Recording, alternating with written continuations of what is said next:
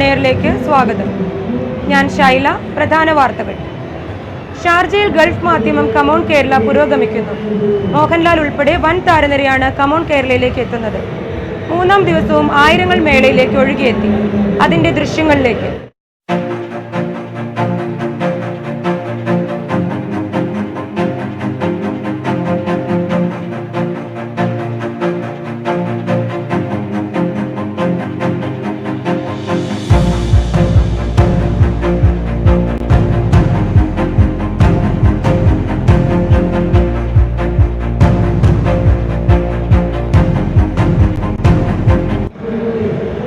Middle ഈസ്റ്റിലെ ഏറ്റവും വലിയ Indian വാണിജ്യ സാംസ്കാരിക വിനോദമേളയാണ് ഗൾഫ് മാധ്യമം ഒരുക്കുന്ന കമോൺ കേരള.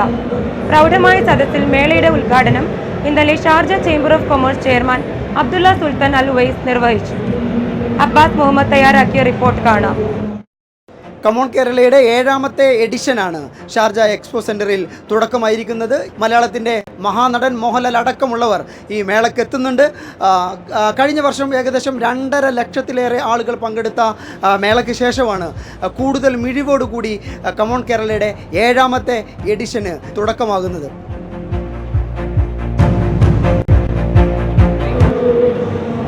ഇതോടെ ഈ വാർത്താ ബുള്ളറ്റിൻ പൂർണ്ണമാകുന്നു. നമസ്കാരം.